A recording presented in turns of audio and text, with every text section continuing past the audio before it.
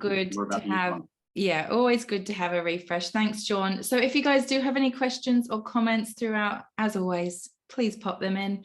And Sean, over to you. Thank you very much, Charlie. Well, as I said, welcome everybody. It's so great to actually be here today and to talk a little bit more about the Yukon.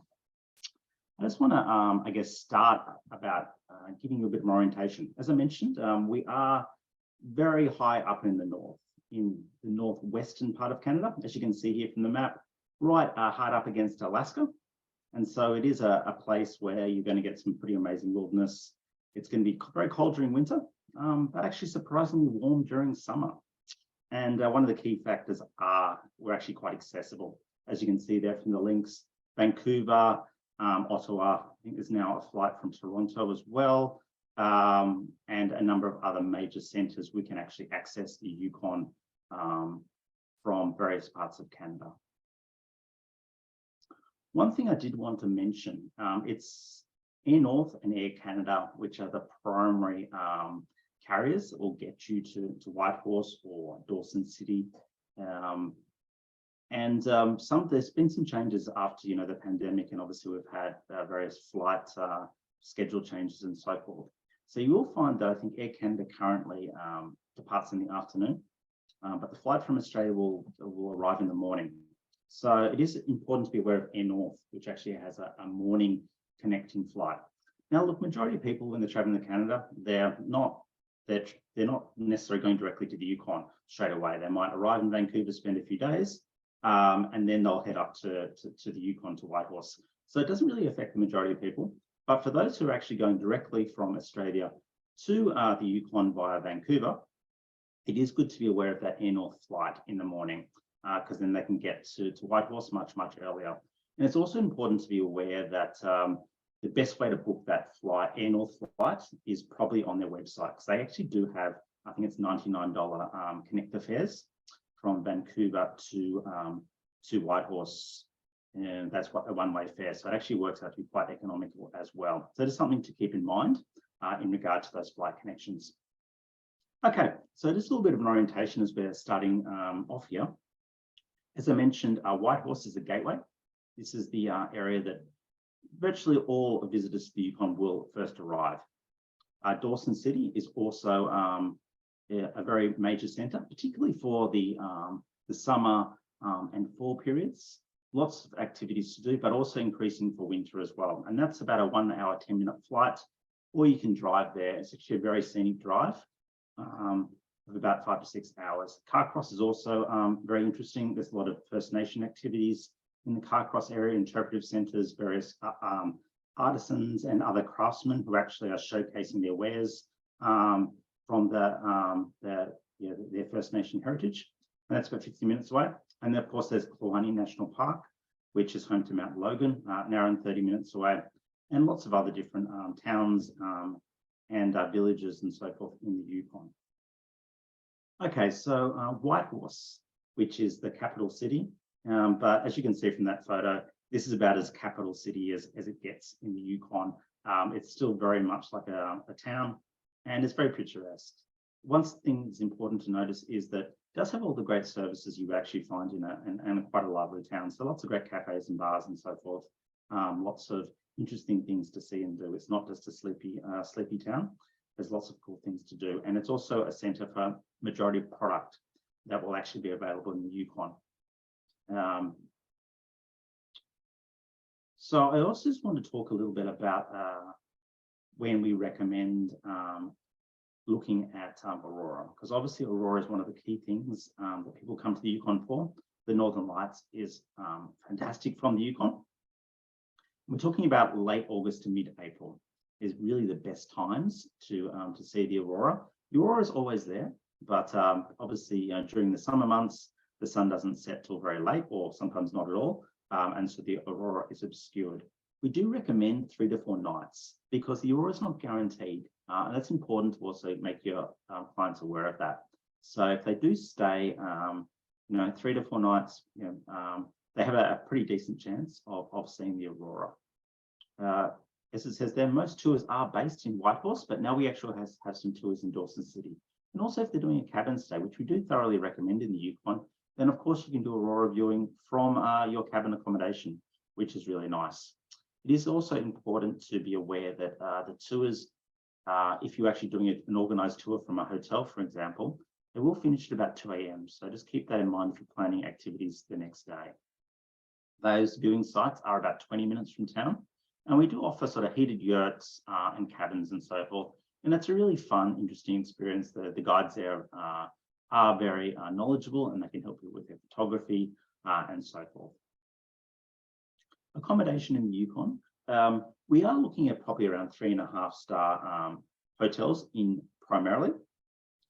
We do have the 4-star revenue, and there are some speculations we actually do have some sort of higher end properties on the horizon as well. So I guess watch that space. And of course, we have lots of cabins and lodges and so forth as well. And they're sort of at a 3 to 4-star standard. When I say 3.5-star standard hotels, they actually are quite nice. You're not going to find, like multiple pools and multiple restaurants in the hotels, but you are going to find really nice quality accommodation and friendly service. Activities in the Yukon.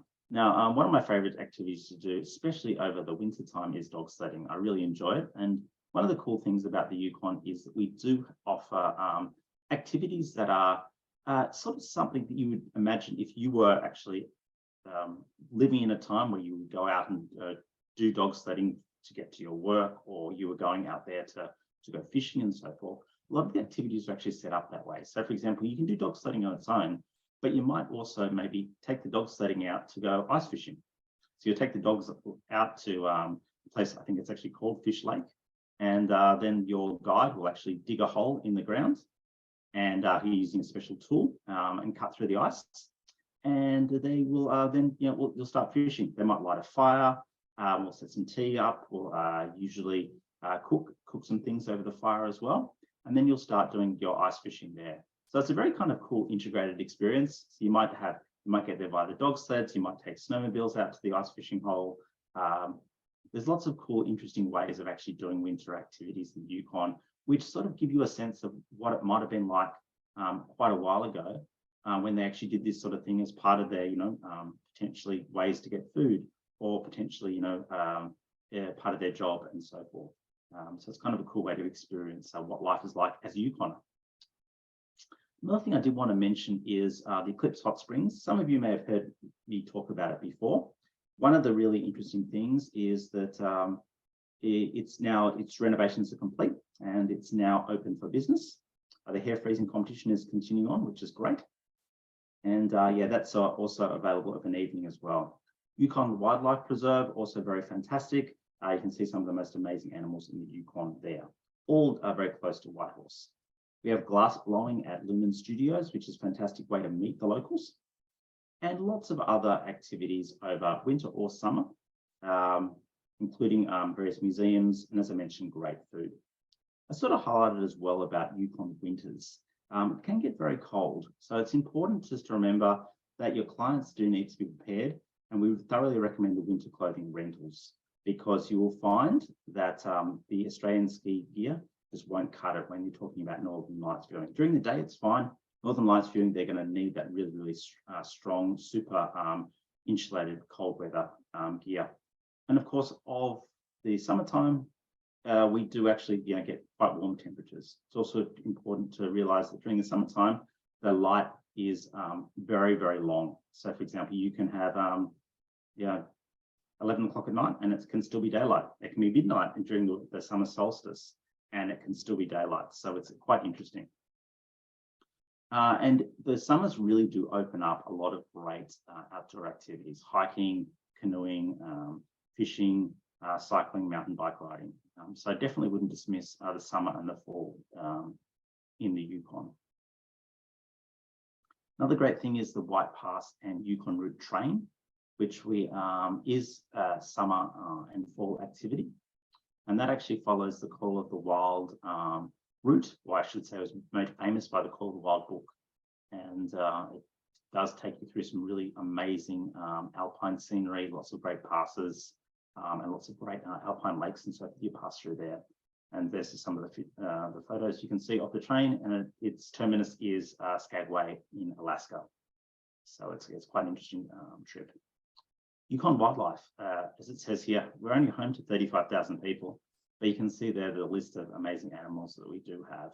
And it's very, very common to actually see animals by the roadside. I've seen moose by the roadside. I've seen, lots of cute little sheep and yeah, I haven't actually seen a bear yet, but I do hear that that's actually quite common to actually see bears also by the roadside. Obviously, we ask people not to go out and pat them because they're not so friendly. Dawson City. Now, it's important to sort of talk a little bit about Dawson City because it is sort of the second main place that people do visit when they come to the Yukon. It is a really spectacular part of the Yukon. It's accessible via scenic drive, or we can also fly there as well. Kluane National Park, it's a UNESCO site, 1.5 to 2 hours drive from Whitehorse. Really fantastic. It's home of Mount Logan, which is the tallest mountain in the Yukon. We do actually recommend flight seeing as a fantastic way of actually seeing this beautiful area of the St. Elias Mountains, Kluane National Park. And it's got a number of Canada's highest peaks. In fact, it says, 20 summits over 4,200 meters. So this is another couple of photos. Some of the largest ice fields in the world is found in the Yukon. Now, sort of back to Dawson City. So Dawson City is a really great historical centre, home of the Klondike Gold Rush. It's a great town. It's all very much set up like an old Western. So you do feel like you've stepped back into a movie. There are lots of gold rush type activities there. You can pan for gold, see lots of different exciting historical exhibits and so forth. It's really done very, very well. There's some of the more photos of the street scenes, some of the very old buildings there. Lots of great walking tours as well, actually, particularly put on by Parks Canada. Diamond Tooth Gertie's Casino, which is Canada's oldest casino. It's very famous for its musical show. You go there particularly for the musical show. Gambling is very much takes a back seat, and most people there are there for the show, and it's really worthwhile. Tombstone Territorial Park is definitely the gateway to, I should say Dawson City is definitely the gateway to Tombstone Territorial Park. It's by the Dempster Highway, and as you can see there from some of the visuals, it's very much like a Patagonia of the north. It's got a great highway called the Dempster Highway, which runs through Tombstone Territorial Park. So you can just drive. You can take tours to do it. There's lots of hiking opportunities, flight seeing, and so forth as well. Some of the fall colours in Tombstone. Okay, I had to sort of speed up towards the end because I knew I was getting a little bit over time, but I hope that was a bit of a nice short snapshot. And I hope you enjoyed that presentation.